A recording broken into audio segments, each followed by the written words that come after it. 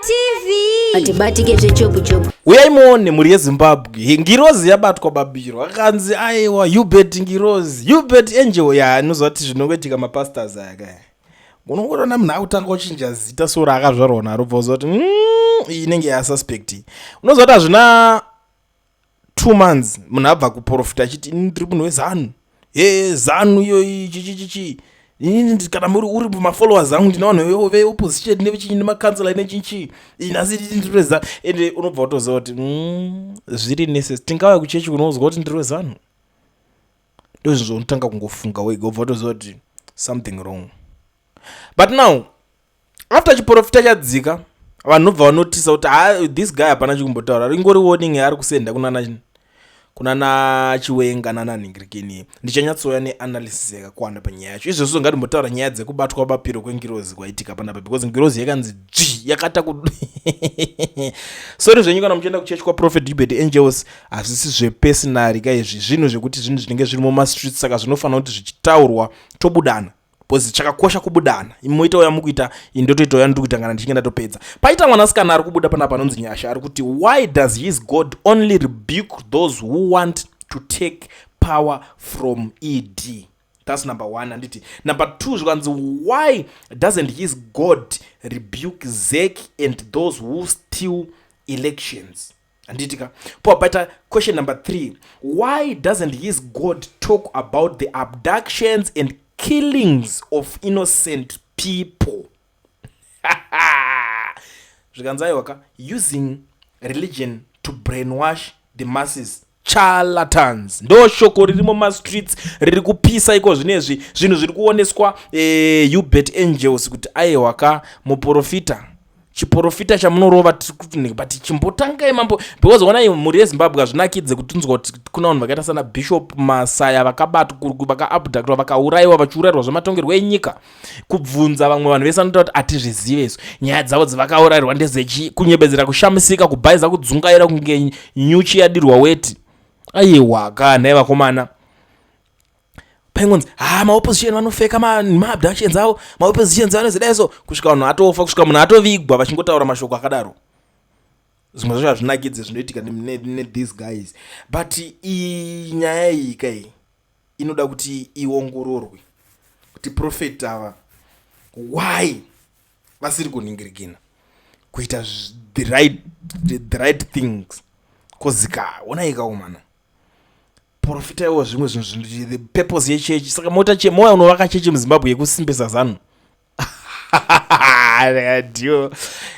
I still remember ndakaona futi rimwe video rakachiti pandei chitoita mabusiness ningirikine seminars wati mchurch mwana wamunangagwa anenge arimo muchechi akatogarapo achitoteerera saka mufunga kuti hana maconnections mufunga kuti hana chinchi munofunga kuti zvinhu zvese saka chii chimwe chatichateerera inde iwe wacho on top of that ndeambassador at large anotoshandira Mnangagwa wacho. Mnangagwa is his boss. Obva wazouya uda kushandisa religion kuti vanhu vabvume kuita meti dzako dzaunongochiita wofunga kuti nyaya inoramba yakadaro wofunga kuti vana veZimbabwe vacharamba vachingonzwa kuti saka munhu waMwari ati zvakati. Do you know kuti vana veZimbabwe vagara vakafa kudhara pabeti dzese dzikuitika vana veZimbabwe vakafa kuti saka there is nothing new chonosvika ukauya kwavabrainwash akati because in Greek I'm the man of God chakadai says the Lord what vaneta. People are sick and tired. Izvezvi kana uchida enda unoda kudhara kwangu kuZimbabwe kwamboitwa skirira kuti vanhu vaita kana macrusade voridzaridza uya uponeswe uya utore umambo uya udidi izvezvo enda unoita crusade unoda kunoyani machechi mahomba acho anotoita macrusade vanotoenda nevanhu vavo vanogara vanhu vakuchechi everyday ndo vanouya kuti pangoita kachaunga zvokungozi pasazongori kuti flop. People are sick and tired kubva pakangopinda covid pakangopinda chinhu chachiya vanhu vakatoona kuti hatina maprofets vanokwana vari kutadza kutohila vachinamatira chinhu po zvimwe zvese zvaingonzi ndokunamatira chakati chinopora ndokunamatira chirwere chakadai chinopora. Maprofets esa ezanu ndo patazosvika pamuri yeZimbabwe prophets for ED pastors for ED everything zvese for ED ndichanyatsoya ndichinyatsotaura nyaya yekamwe kacho kajavha kakauyawo dhiri rakanoflopa. I don't funga kuti kachaitawo madhiriwo. Unoziva kuti unenge wabva kumba kune mhuri kobva kanonyudza mari. Unonyura mari kauchiita zvisina nebasa zvemasocial media zvaibhadharwa zvizvezve kwakunyudza mari yemukadzi manje. Mukadzi akati ndikagara nerombe rakadaro, where is my money, where is my money, where is my money, passion, where is my money.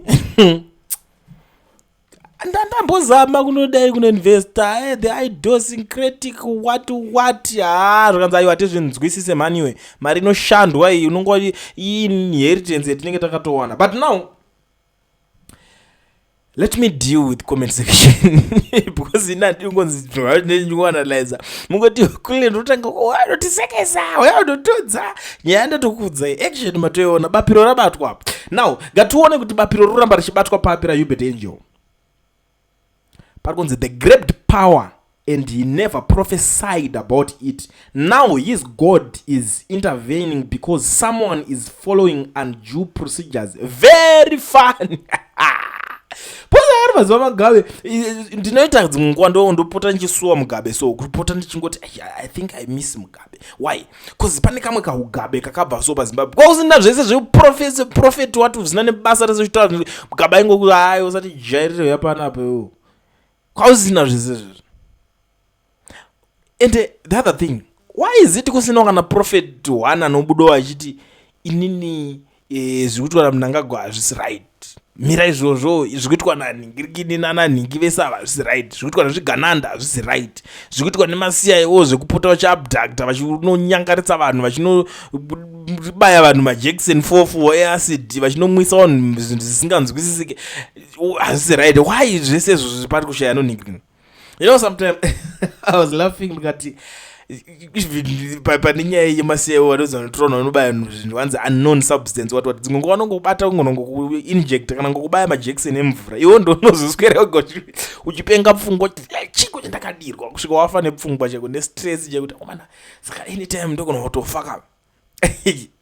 Anyway, that is not the reason why I'm here. Ngatidzike right but the false prophets are not the standard we are going to use to understand the mind and plan of God.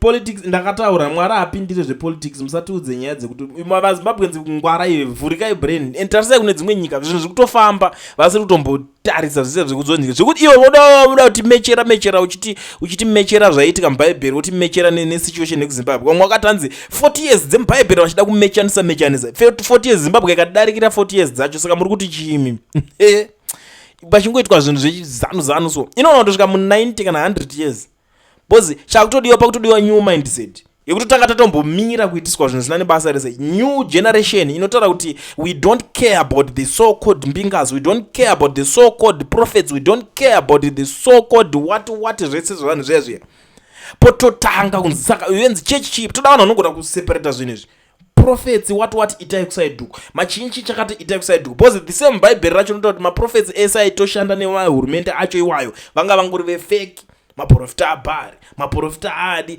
maprofita ananhingirikini kwaiva vaizoenda ana faro anani faro siya vanhu vanga vachidii vese vanga vangori venhingirikini veminana iyoyo.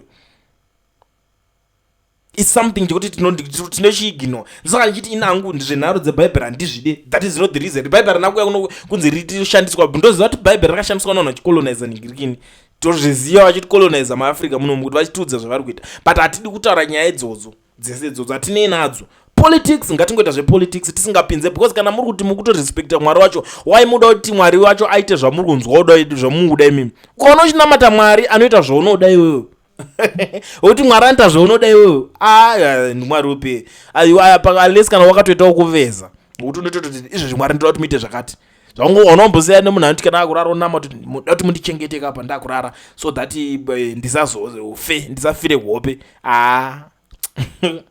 imika imi vanhu kuZimbabwe wotinenge unga kupusa so ende mapusire iwaya ndo patiri kutoswera tichitoita zvese izvi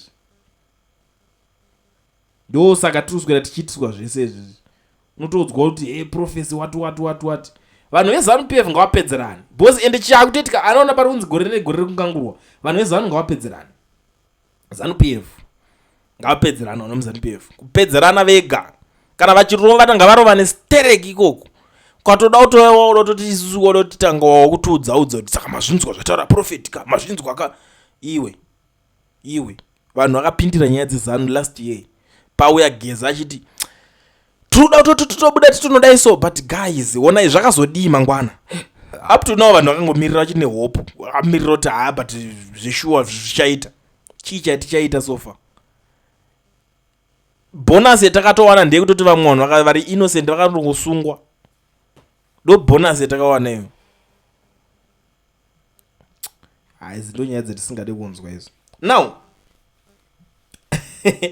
hanzi this boy is greenlighting corruption in Zimbabwe. Obviously he is taking the side that Mnangagwa is queuing in due to the benefits he is getting in return.